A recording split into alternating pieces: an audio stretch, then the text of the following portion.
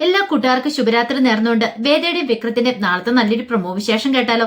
അതിനു മുമ്പായിട്ട് ആദ്യമായിട്ട് കാണുന്നവരാണെങ്കിൽ ഈ ചാനൽ ഇഷ്ടപ്പെട്ട ഒന്ന് സബ്സ്ക്രൈബ് ചെയ്യാൻ മറക്കരുത്. വീഡിയോ ഇഷ്ടപ്പെടുവാണെങ്കിൽ ലൈക്ക് തരാനും മറക്കരുത് കേട്ടോ. ഇത് നമ്മുടെ സെക്കൻഡ് ചാനലാണ്. ഇനി മുതൽ ഇഷിതയുടെ, മഹേഷിന്റെ, വേദയുടെ, വിക്രത്തിന്റെ എല്ലാം വിശേഷങ്ങളും നമ്മൾ ഈ ചാനലിനകത്താണ് അപ്ലോഡ് ചെയ്യാൻ പോകുന്നത്. അപ്പൊ എല്ലാവരും മറക്കാതെ കയറി കാണണം കേട്ടോ. അപ്പൊ മെയിൻ ചാനലിനകത്ത് ബാക്കി വിശേഷങ്ങൾ എല്ലാവരുടെയും ഞാൻ ഇടുന്നുണ്ട്, ആദർശിന്റെ, നയനയുടെ എല്ലാവരുടെയും. അപ്പൊ നമുക്ക് നേരെ നമ്മുടെ വിശേഷത്തിലേക്ക് പോയാലോ. അങ്ങനെ ഇന്നത്തെ വിശേഷം നമ്മൾ കണ്ടു.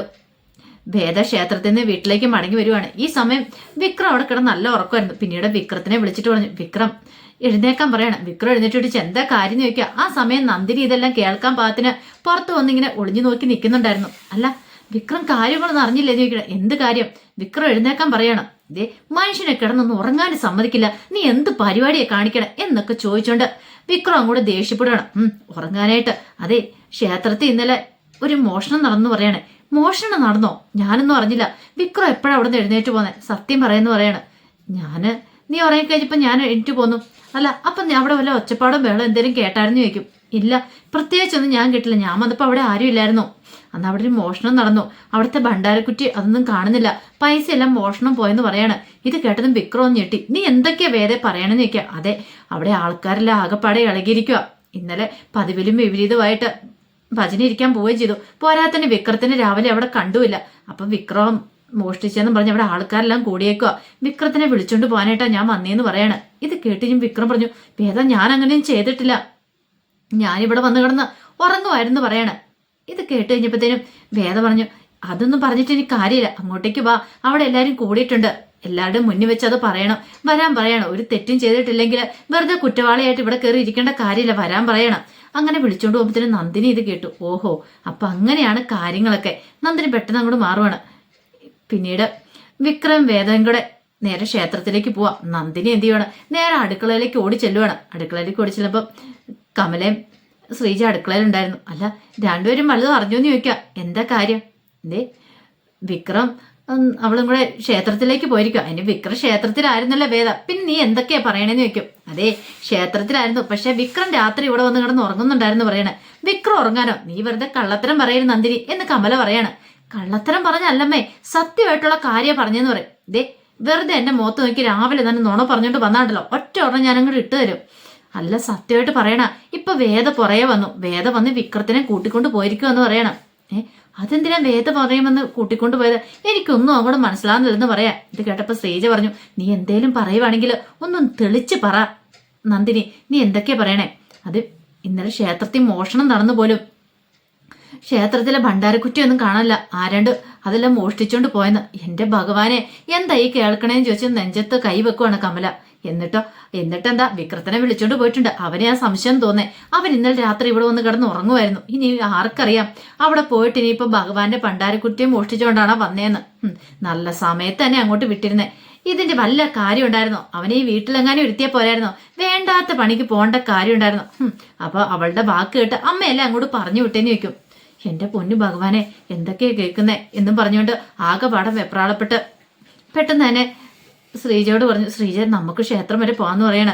അമ്മ അതിപ്പം നീ വാ, എനിക്കിപ്പൊ തന്നെ പോണെന്ന് പറയാം. ഒരു പക്ഷെ വിക്രം അങ്ങനെ തെറ്റ് ചെയ്യലെന്ന് എനിക്ക് പൂർണ്ണ ബോധ്യമുണ്ട്, എനിക്ക് അങ്ങോട്ടേക്ക് പോണെന്ന് പറയണം. അങ്ങനെ അവരങ്ങോട്ടേക്ക് പോവാ. ഈ വിഷയം പെട്ടെന്ന് കാട്ടുതീ പോലെ എല്ലാത്തരത്തും പരക്കുവാണ്. വിക്രം ഭണ്ഡാരക്കുറ്റി മോഷ്ടിച്ച് പറഞ്ഞുകൊണ്ട് എല്ലാത്തരത്തും പരന്നു. അങ്ങനെ അവസാനം സുകുമാരൻ മാഷ് ഈ കാര്യങ്ങളൊക്കെ അറിയണം. മാഷ് അറിഞ്ഞു കഴിഞ്ഞപ്പോഴത്തേനും മാഷ് കമല എടുത്തേക്കലാണ്. അപ്പൊ കമല ക്ഷേത്രത്തിലേക്ക് പോകാനായിട്ട് റെഡിയാവണം. അല്ല നീ ഇതെങ്ങോട്ടാന്ന് ചോദിക്കും. അല്ല മാഷ് ഞാൻ ക്ഷേത്രത്തിലേക്ക്. ഓഹോ, അപ്പൊ ഇനി യാതൊരുത്ത നാണക്കേട് അതായിരിക്കും അല്ലേ? അപ്പോഴേ ഞാൻ പറഞ്ഞല്ലേ, അവനൊന്നും ഒരിക്കലും നന്നാവാൻ പോകുന്നില്ല, ഒരിക്കലും ഗുണം പിടിക്കാൻ പോകുന്നില്ല. അവനെ ക്ഷേത്രത്തിലേക്ക് വിടേണ്ട കാര്യം ഉണ്ടായിരുന്നോ? അവനങ്ങനെയാ, ഗുണ്ടാപ്പണി ചെയ്യുന്ന നടക്കുന്നവൻ എന്നും അങ്ങനെ ചെയ്യുള്ളൂ. മോഷ്ടിക്കാൻ ഇറങ്ങിയവൻ മോഷ്ടിച്ച പണം ഉണ്ടാക്കുള്ളൂ. ഞാൻ പറഞ്ഞ നീ ഒന്നും വിശ്വസിക്കില്ല. ഇപ്പം മനസ്സിലായല്ലോ, ഒരു കാലത്ത് അവൻ ഗതി പിടിക്കാൻ പോകുന്നില്ല. നീയല്ലേ പറഞ്ഞ അവൻ നന്നാകും, അവനെ നന്നാക്കാനായിട്ട് ഒരുത്തി ഇറങ്ങിയിട്ടുണ്ടല്ലോ. എന്നിട്ട് ഇപ്പൊ എന്തായി? അവനും അവളും കൂടെ കൂടിയിട്ട് ഒരുമിച്ചാണോ ഇനി പണ്ടാരക്കുട്ടി മോഷ്ടിച്ചെന്ന് ചോദിക്കാം. എന്തൊക്കെയാ മാഷേ പറയണേ? ഇങ്ങനൊന്നും പറയരുതെന്ന് പറയണ. പിന്നെ ഞാൻ എങ്ങനെ പറയണം? നിനക്ക് വല്ല ബോധമുണ്ടോ? ഇനിയിപ്പം പുറത്തിറങ്ങി നടക്കാൻ പറ്റാത്ത അവസ്ഥയായിരിക്കും. ഇതിനേക്കാളും ഭേദം എല്ലാവരും കൂടെ കുറച്ച് വിഷം കഴിച്ച് ആത്മഹത്യ ചെയ്യുന്നതെന്ന് പറയണം. ഇത് മാഷെ ഇങ്ങനെ അറിയത്തില്ലാത്ത കാര്യത്തെക്കുറിച്ചൊന്നും പറയരുതേ, ഒന്ന് പോയിട്ട് വരാം, എന്താ സംഭവിച്ചെന്ന് അറിയത്തില്ലോ എന്നും പറഞ്ഞുകൊണ്ട് ശ്രീജയും കൂടിക്കൊണ്ട് ക്ഷേത്രത്തിലേക്ക് കമല പെട്ടെന്ന് തന്നെ പോവാണ്. ഈ സമയം വേദയും വിക്രം അങ്ങോട്ടേക്ക് പോയി. അപ്പോഴേക്കും ശ്രീകാന്തിന്റെ ചെവിയിൽ ഈ കാര്യങ്ങളൊക്കെ എത്തിയിട്ടുണ്ടായിരുന്നു. ചൂടോടെ തന്നെ വിനായകൻ ഈ കാര്യം വിളിച്ചു പറഞ്ഞിട്ടുണ്ട്. അപ്പൊ ക്ഷേത്രത്തില് ഭണ്ഡാരക്കുറ്റിയുടെ കാര്യം എത്രയും പെട്ടെന്ന് തന്നെ ക്ഷേത്രത്തിലേക്ക് പോരെ, അവനെ പോലീസിൽ പിടിച്ചോണ്ട് പോകുന്ന കാഴ്ച കാണാന്നൊക്കെ. സ്വന്തം അനിയനാ, എന്നിട്ടാണ് ഇങ്ങനെ കാര്യങ്ങളൊക്കെ. കാരണം പയണത്തിന് വേണ്ടിയിട്ട് സ്വന്തം അനിയനെ തന്നെ ഒറ്റ കൊടുത്തിരിക്കുകയാണ്. അത് പറഞ്ഞിട്ട് ഫോൺ കട്ട് ചെയ്യുകയാണ്. വിനായൻ ഒന്നും അറിയത്തില്ലാത്ത പോലെ ഇരിക്കുന്നു. അപ്പോഴേക്കും നന്ദിനി അങ്ങോട്ട് വന്നിട്ട് വിനയനോട് ചോദിച്ചു, അല്ല വിനയേട്ടൻ അറിഞ്ഞ കാര്യങ്ങളൊക്കെ? ഞാനിപ്പോൾ അറിഞ്ഞെന്ന് പറയാം. എന്നാലും അവൻ എങ്ങനെ ഇതിന് ധൈര്യം വന്നെന്ന് ചോദിക്കുകയാണ്. വിനായൻ പറഞ്ഞു, ധൈര്യവാ, അവൻ ഇതിലപ്പുറം ചെയ്യുന്നവനാന്ന് പറയാം. എന്നാൽ താനാണ് ചെയ്യിച്ചെന്നുള്ള കാര്യങ്ങളൊന്നും അവൻ പറഞ്ഞു പോലുമില്ല. പണത്തിന് വേണ്ടിയിട്ടല്ലേ, അപ്പൊ പിന്നെ പുറത്തു പറയാനായിട്ട് പറ്റില്ലോ. ഇത് കേട്ടപടി വേദയുടെ ചേട്ടൻ ശ്രീകാന്ത് നേരെ ക്ഷേത്രത്തിലേക്ക് വരുവാണ്. ആ കാഴ്ച ഒന്ന് കാണണം, അവനെ കൊണ്ടുപോകുന്ന ഒരു കാഴ്ച കാണണം എന്ന് കരുതി നേരെ വന്ന് നിൽക്കുവാണ്. അപ്പത്തിനോട് ക്ഷേത്രത്തിലെ ആൾക്കാരെ കൂടി. അപ്പോഴേ തിരുമേനി പറഞ്ഞു, എന്നാലും അവൻ ഇന്നലെ ഇങ്ങനെ വന്നു കഴിഞ്ഞപ്പോൾ ഇത്രയ്ക്ക് പ്രതീക്ഷയില്ല, അവനും ഭജന ഇരിക്കാനാന്നും പറഞ്ഞാൽ വന്നേ. അപ്പൊ ഞാനും വിചാരിച്ചു അവന് ഭക്തി കൂടിയെന്ന്. ഭക്തി കൂടിയതൊന്നും അല്ലായിരുന്നു, ഭണ്ഡാരക്കുറ്റി മോഷ്ടിക്കാനായിട്ട് വന്നായിരുന്നു. അവനും ഉണ്ടായിരുന്നു, അവന്റെ ഭാര്യയും കൂടെ ഉണ്ടായിരുന്നു. രണ്ടുപേരും ഒത്തോണ്ടാണെന്ന് അറിയത്തില്ല. പക്ഷെ അവന്റെ ഭാര്യയ്ക്കൊന്നും അറിയില്ലാന്ന് തോന്നേ. രാവിലെ വന്നു കഴിഞ്ഞപ്പോ ഞാൻ അവളോട് ചോദിച്ചു കഴിഞ്ഞപ്പോ അവൾക്ക് അറിയത്തില്ല വിക്രയല്ലേ പോയെന്ന്. അപ്പൊ അതിനർത്ഥം എന്താ, അവൻ ഭണ്ഡാരം മോഷ്ടിച്ചുകൊണ്ട് രാത്രി തന്നെ സ്ഥലം വിട്ടു കളഞ്ഞു. അവൾ ഉറങ്ങിക്കിടക്കുന്ന സമയത്ത്. ഇത് കേട്ട് കഴിഞ്ഞപ്പത്തിന് ആൾക്കാർ മൂക്കത്ത് വിരലെടുക്കുക. എന്നാലും അവൻ ഇത്തരക്കാരൻ ഒരുത്തനായിരുന്നോ? എന്നാലും ഇത്ര ഒരു ചതി അവനിൽ നിന്ന് പ്രതീക്ഷിച്ചില്ല. ദൈവമേ, അവനൊന്നും ഒരിക്കലും ദൈവം തമ്പരാൻ പോലും വെറുതെ വിടത്തില്ല എന്നൊക്കെ പറഞ്ഞുകൊണ്ട് ഓരോരുത്തരും ഇങ്ങനെ ശപിച്ചുകൊണ്ടിരിക്കുകയാണ്. പിന്നീട് വേദയും വിക്രവും കൂടെ ക്ഷേത്രത്തിലേക്ക് വരുവാണ്. അങ്ങനെ വന്നു കഴിഞ്ഞപ്പോഴത്തേനും തന്നെ തിരുമേനി വിക്രത്തിന്റെ അടുത്തേക്ക് ചെല്ലുവാണ്. ഇതിട്ട് സത്യം പറയടാ, നീ അത് എവിടെയാ കൊണ്ടേ ഒളിപ്പിച്ചു വെച്ചിരിക്കുന്നു ചോദിക്കണം. ആ ഭണ്ഡാരി കുറ്റിയൊക്കെ. ഇത് കേട്ട് വിക്രം പറഞ്ഞു, തിരുമേനി ഞാനൊന്നും എടുത്തിട്ടില്ലെന്ന് പറയാം.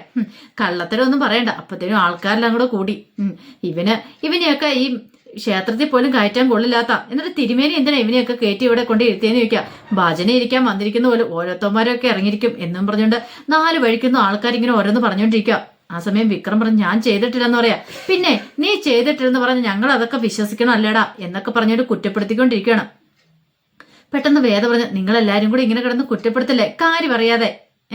ഇന്നലെ ഞങ്ങൾ ഭജന വരുന്നുള്ള ശരി തന്നെയാ, പക്ഷെ വിക്രം അത് ചെയ്തിട്ടില്ലെന്ന് പറയാ. പെട്ടെന്ന് തിരുമേനി ചോദിച്ചു, അങ്ങനെയാണെങ്കിൽ രാത്രി ഇവൻ എങ്ങോട്ടാ പോയെന്ന് ചോദിക്കുക. രാവിലെ ഞാൻ വന്നു കഴിഞ്ഞപ്പോ കണ്ടില്ലോ എന്ന് പറയാണ്. അപ്പൊ ഇവൻ രാത്രി പോയതല്ലേ നിൽക്കും. അപ്പോഴേക്കാണ് പാൽക്കാരൻ എല്ലോടെ വരുന്നേ. പാൽക്കാരൻ വന്നിട്ട് പറഞ്ഞു, ഇവൻ രാത്രി ഇവിടുന്ന് ഇറങ്ങിപ്പോകുന്ന ഞാൻ കണ്ടാന്ന് പറയണം. പക്ഷെ കയ്യിലൊന്നും ഇല്ലായിരുന്നു തോന്നേ. അപ്പൊ ഞാൻ ഓർക്കുകയും ചെയ്തു, ഇത് സുകുമാരൻ മാഷിന്റെ മോനിലെന്ന് ഓർക്കുകയും ചെയ്തെന്ന് പറയണം. ഞാൻ വെളുപ്പിന് ഇതിലൂടെ പോയി കഴിഞ്ഞ സമയത്താ കണ്ടേന്ന് പറയാം. അങ്ങനെ തെളിവുകളെല്ലാം വിക്രത്തിനെതിരാകുവാണ്. പക്ഷെ വേദ അത് വിശ്വസിച്ചില്ല. വിക്രം ഒരിക്കലും അത് ചെയ്യത്തില്ലെന്ന് മനസ്സിലായി. അപ്പോഴേക്കാണ് വേദയെ കാഴ്ച കിടന്നത്. ശ്രീകാന്ത് അവിടെ നിൽക്കുന്നേ. ശ്രീകാന്ത് വേദനെ നോക്കി ഒരു പുച്ഛ ചിരിയിരിക്കുകയാണ്. വേദയ്ക്ക് മനസ്സിലായി ഇതെല്ലാരും കൂടെ ഒത്തോണ്ടുള്ള കളിയാണ്, ഇതിന് പിന്നിൽ എന്തോ ഒരു ചതി നടന്നിട്ടുണ്ടെന്ന്. പിന്നീട് ശ്രീകാന്ത് നേരെ വിക്രത്തിന് എഴുതി വന്നിട്ട് പറഞ്ഞു, പണത്തിന് ആവശ്യമുണ്ടെ ചോദിച്ചാൽ പോരാന്നടാ, ഭണ്ഡാരക്കുട്ടിയെ പൊട്ടിക്കേണ്ട കാര്യം ഉണ്ടായിരുന്നോ? എന്റെ പെങ്ങളുടെ കഴുത്തിൽ താലിയാർത്തി പോയി, അല്ലെ നിന്നെ ഞാൻ കാണിച്ചു തരായിരുന്നു എന്നൊക്കെ പറഞ്ഞു വലിയ വീരവാദം അടിക്കുകയാണ് അവിടെ വന്നിട്ട്. ഇതോടെ കിടിഞ്ഞ് വേദ പറഞ്ഞു, വേണ്ട ഏട്ടാ, കൂടുതലൊന്നും പറയണ്ട. എനിക്കറിയാം ഇതിന്റെ പിന്നിൽ ആരുടെയൊക്കെ കൈകളുണ്ടെന്നോ. ഒരുപക്ഷെ ഏട്ടനാണോന്ന് പോലും എനിക്ക് സംശയമുണ്ട്.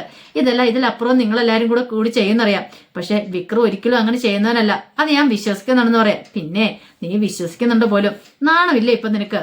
കണ്ടില്ലേ, നിന്റെ ഭർത്താവ് എന്ന് പറയുന്നവന് ഇവനെയാണ് നാട്ടുകാരുടെ മുന്നിൽ വിചാരണയ്ക്കായിട്ട് നിർത്തിയിരിക്കുന്നത്. എന്നിട്ടും ഇവന്റെ കൂടെ താമസിക്കുന്നതിന് ഭേദം, ഇതിനേക്കാളും ഭേദം നീ പോയി വല്ല തൂങ്ങിച്ചാവുന്നാടി എന്നൊക്കെ പറയാണ് വേദയോട്. വേദയ്ക്ക് അതോടെ കേട്ടപ്പോൾ നല്ല വിഷമായി. വേദയ്ക്കറിയാം ഇതിന്റെ പിന്നെ വലിയൊരു കളി തന്നെ നടന്നിട്ടുണ്ടെന്ന്. അങ്ങനെ കുറച്ചു നേരം കഴിഞ്ഞപ്പോഴത്തേനും പോലീസ് ജീപ്പ് വരുവാണ്. പോലീസ് ജീപ്പും കൂടെ വന്നു കഴിഞ്ഞപ്പോഴത്തേനും വേദയ്ക്ക് ആപ്പാ ടെൻഷനായി. വേദയ്ക്ക് മനസ്സിലായി ഇത് ഇവിടെ കൊണ്ട് തീരുന്നില്ല.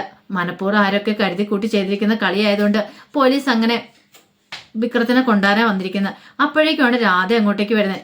രാധയും വന്ന് കമലയും ശ്രീജയൊക്കെ വരുവാണ്. അവര് വന്നിട്ട് കമല വന്നിട്ട് ചോദിച്ചാൽ, എന്താടാ മോനെ, എന്തായി കേൾക്കണേ, സത്യം പറ, നീ അത് മോഷ്ടിച്ചാണെന്ന് ചോദിക്കുക. ഇല്ലമ്മേ, ഞാൻ മോഷ്ടിച്ചിട്ടില്ലാന്ന് പറയണം. വിക്രം ഇത് പറഞ്ഞു കഴിയുമ്പത്തിന് കമലോട് സത്യം പറയണം. ഇല്ലമ്മേ, ഞാൻ അങ്ങനെ ചെയ്യുമെന്ന് തോന്നുന്നുണ്ടോ? ഞാൻ അമ്മയോട് കള്ളത്തരം പറയുമെന്ന് തോന്നുന്നുണ്ടോന്ന് ചോദിക്കണം.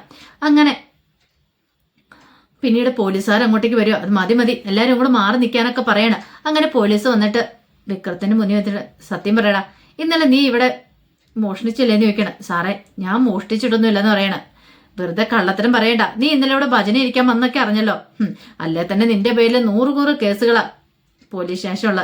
അപ്പൊ ശ്രീകാന്ത് എസ് ഐനെ കണ്ട് സംസാരിച്ചിട്ടുണ്ടായിരുന്നു. അപ്പൊ ശ്രീകാന്ത് പറയുന്ന പോലെ തന്നെ എസ് ഐ കേൾക്കുള്ളൂ. അയാൾക്ക് എങ്ങനെയാലും വിക്രത്തിനെ പോലീസ് സ്റ്റേഷനിലേക്ക് കൊണ്ടായി മതി. ഈ സമയം വിക്രം ഒന്നും പിന്നെ ഒന്നും മിണ്ടായിരിക്കുക. നിന്റെ വായിക്കത്തെന്താ നാക്കില്ലെന്നൊക്കെ ചോദിക്കുകയാണ്. അപ്പോഴേക്കും വേദ വന്നിട്ട് പറഞ്ഞു, അതെ ഒരു കാര്യം ഞാൻ പറയാം വിക്രം, നീ എന്തേലും ഉണ്ടെങ്കിൽ തുറന്നു പറഞ്ഞു. ഇപ്പം ചെയ്തിട്ടില്ലെങ്കിൽ ചെയ്തിട്ടില്ലെന്ന് തന്നെ പറഞ്ഞു. ഇനി ആരെ രക്ഷിക്കാനായിട്ട് ശ്രമിക്കേണ്ട കാര്യമില്ല, ചെയ്തിട്ടില്ലാത്ത കുറ്റം ഏറ്റെടുക്കേണ്ട കാര്യമില്ല എന്നൊക്കെ പറഞ്ഞുകൊണ്ട് ഇങ്ങനെ പറയട്. പക്ഷെ വിക്രം ഒന്നും മിണ്ടിയില്ല. പക്ഷെ വിക്രം പറയാതിരുന്നപ്പത്തിന് വേദ പറഞ്ഞു, വിക്രം പറ, സത്യാവസ്ഥ എന്താന്ന് പറ. ആരെങ്കിലും വിക്രത്തിന് ശത്രുക്കളുണ്ടോ? ആരെങ്കിലും ഇങ്ങനെ ചെയ്താണോ? ആരെങ്കിലും വിക്രം സംശയിക്കുന്നുണ്ടോ? എല്ലാവരുടെ മുന്നിൽ അത് തുറന്നു പറയാണ്. ഇനി അത് പറയാതിരിക്കില്ലെന്ന് പറയാം. പക്ഷെ വിക്രം അത് പറഞ്ഞില്ല. വിക്രം പറയാത്തതിന്റെ കാരണം വിക്രം അത് പറയാൻ പോയിട്ടുണ്ടെങ്കിൽ അഭിലാഷും ഗുണ്ടകളുമായിരിക്കും ചിലപ്പോൾ ചെയ്തെന്ന് ഉറപ്പുണ്ട്. പക്ഷെ അങ്ങനെ പറഞ്ഞിട്ടുണ്ടെങ്കിൽ അതിന്റെ പിന്നിലെ കാര്യങ്ങളൊക്കെ പറയണം. രാധയായിട്ടുണ്ടായ പ്രശ്നങ്ങളും അപ്പൊ രാധേനും കൂടി ഇതിനകത്തേക്ക് വലിച്ചിരിക്കേണ്ടി വരും. അവളൊരു പെണ്ണാണല്ലോ, അവളുടെ ഭാവി താനായിട്ട് നശിപ്പിക്കണ്ടല്ലോ എന്ന് കരുതിയിട്ട് വിക്രം ഒന്നും മിണ്ടായിരിക്കുക. വേദ പറഞ്ഞു, ഞാനിപ്പോ വേദയായിട്ടല്ല, ഞാനൊരു നിയമം പഠിച്ച ഒരു ആളായിട്ട് ഒരു പറയണേ, അതുകൊണ്ടാ പറയണേ, എന്തെങ്കിലും ഇപ്പോൾ തുറന്നു പറയാന്ന് പറയണം. പക്ഷെ വിക്രം ഒന്നും പറഞ്ഞില്ല.